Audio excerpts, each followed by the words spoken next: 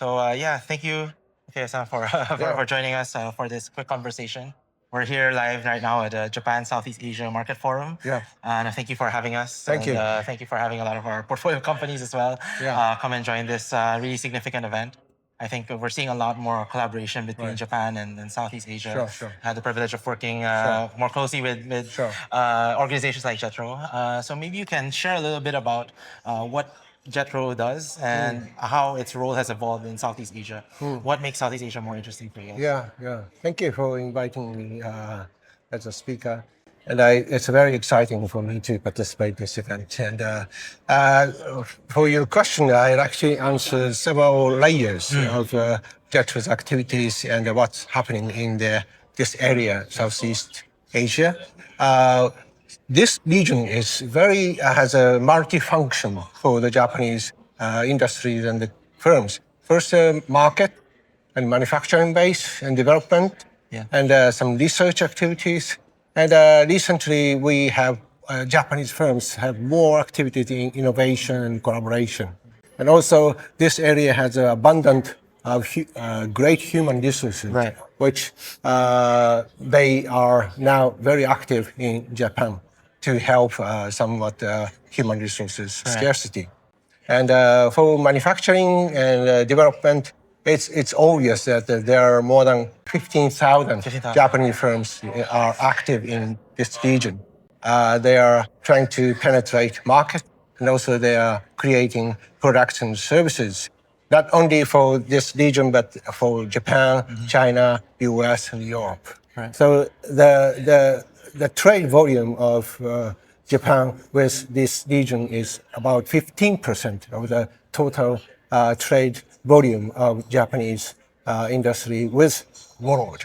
So it means a significant number of trade happened here, and that volume is next to China and the US. So this is the third largest trade partners for Japan.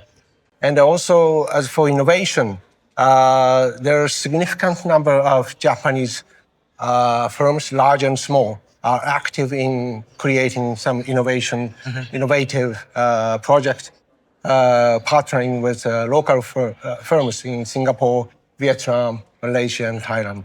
Significant number of Singaporean firms and Vietnamese firms are now entering the Japanese market to try to penetrate market and to have a collaboration with Japanese firms. So it shows that clearly that the level of Southeast Asian firms have been leveling up, and that they are a great partner for Japanese industry and firms. So that's the obvious attraction for Japanese firms to be active in this region. Right. Yeah, you mentioned those three layers: the human resources, the manufacturing, and the movement of companies expanding to Japan or from Japan expanding to Southeast Asia. So both ways. Both ways, And they are equal partners. Right. We've seen a lot of our portfolio companies move there, expand their operations there. So it's quite exciting to see them go in that direction.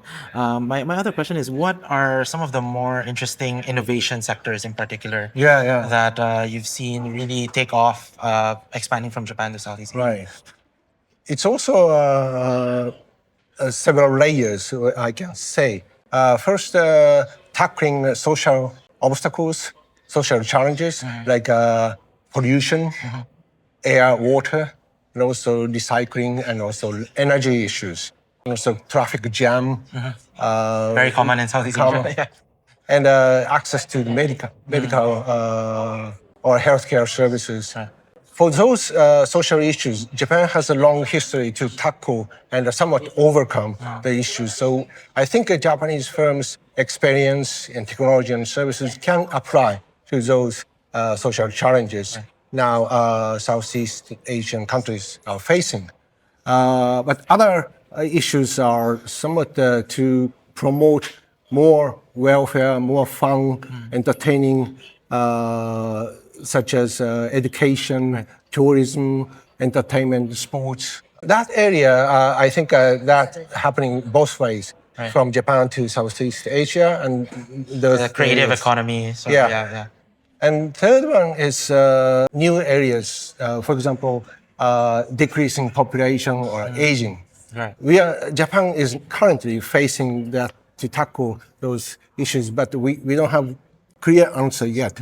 So it should be a collaborative effort that how we should tackle those aging society or depopulation and local areas. And one good example is Singaporean mobility firm named SWAT Mobility. Smart mobility. Yeah, Right. they are now experiencing some projects in several cities in Japan. And some areas are very local, very depopularized areas. And there's not enough traffic, transportation services, public and private, and just one bus a day. It's very inconvenient for particularly elder people or disability people. So that firm is trying to provide on-demand transportation services in those local areas.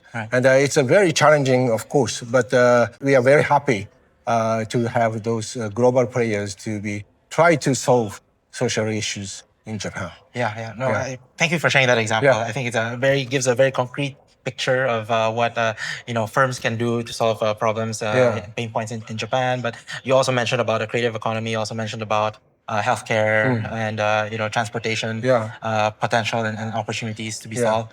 One last question is for founders that are going to be watching this. Do you have any message for them, especially say Southeast Asian founders that are looking to expand to Japan, or even Japanese founders moving to Southeast Asia? I'm just today I was just talking about Japan relationship with Japan and Southeast Asia, but also this region attracts many investment from Korea, US, Europe, and there are many projects happening between those firms. For example, Japan and Korea. They are forming joint ventures, and they tackle social issues in this region, or they are conducting infrastructure project together. So this is also a place where innovation and collaboration happening with various players, including in Japan. Right. Yeah. All right. Thank you so much again, Mr. Takeo, Thank you. for joining us. Okay.